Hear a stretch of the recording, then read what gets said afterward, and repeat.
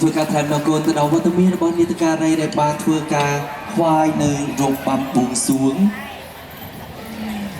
បាទពុកម៉ែបងប្អូនជាទីគោរពនិងជាទីមេត្រីគណៈពេលបន្តិចទៀតនេះយើងនឹងមានឈុតឆាកដ៏អស្ចារ្យដែលឈុតឆាកនោះបានរួមបញ្ចូលជាមួយនឹងក្បាច់គុនបុរាណខ្មែរផងដែរគណៈពេលនេះសិល្បករសិល្បករនាងរបស់យើងខ្ញុំកំពុងតែត្រៀមខ្លួនឲ្យបានរួចរាល់ជាមួយនឹងការសម្ដែងអ្នកម្ដាយហ៊ុនសារ៉ាតដែលជាអ្នកគ្រូដ៏សាស្ត្រាចារ្យដ៏ល្បីល្បាញនៅក្នុងទម្រង់របាំព្រះរាជទ្រព្យចម្រៀងព្រះរាជទ្រព្យដូច្នេះកូនចៅសូមពរជ័យអំពីអ្នកម្ដាយដើម្បីចម្រើននៅពន្លឺទៀនគោលសម្រាប់25រាជធានីខេត្តនៃព្រះរាជាណាចក្រកម្ពុជានៅក្នុងថ្ងៃនេះសូមយកទៀនចម្លង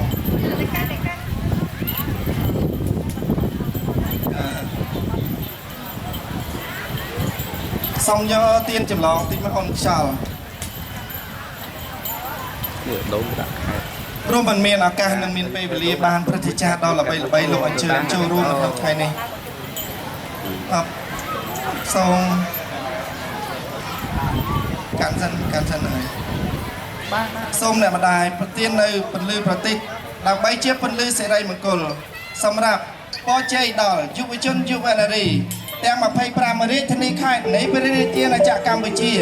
ឲ្យស្រឡាញ់អភិរក្សថែរក្សានៅមរតកវប្បធម៌អរិយធម៌ដ៏រុងរឿងរបស់យើង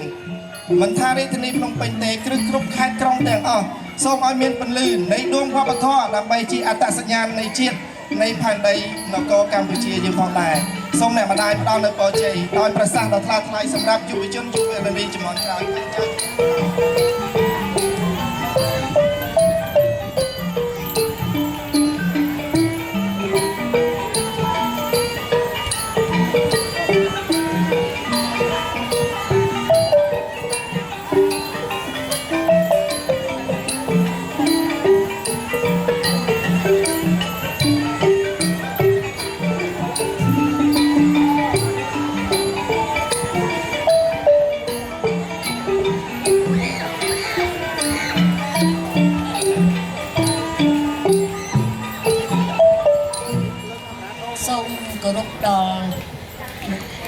លោកជំទាវលោកស្រីអ្នកនាងកញ្ញា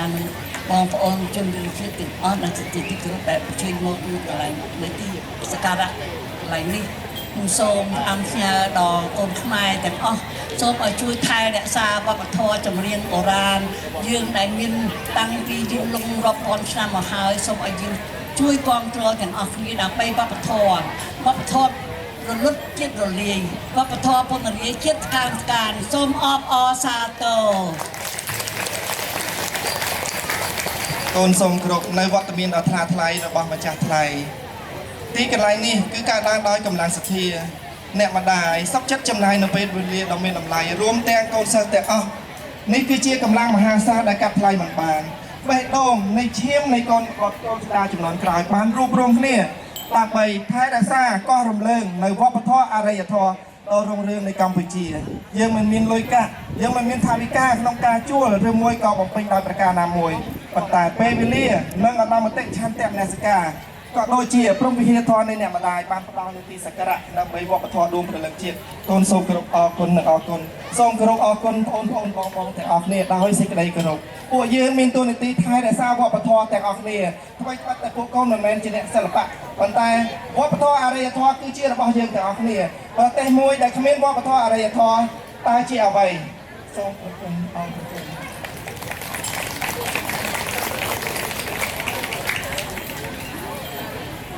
សូមគោរពអស់លោកអ្នកលោកស្រីជំទាវទាំងអស់គ្នាហើយនិងបងប្អូនសិល្បៈទាំងអស់គ្នាដែលបានមកចូលរួមនៅថ្ងៃនេះ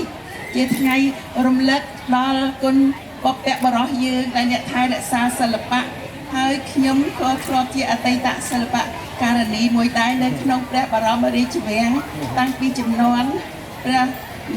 សម្ដេចព្រះមហាក្សត្រយានីកុសុមៈនារីរតន៍សិរីរតនាប៉ុន្តែខ្ញុំបានឈប់ទៅហើយនៅសល់តែក្មេងជំនាន់ក្រោយដែលបន្តទៅទៀតហើយនៅសល់អ្នកគ្រូគាត់នៅបានច្រៀងតទៅទៀតដូច្នេះសូមឲ្យទាំងអស់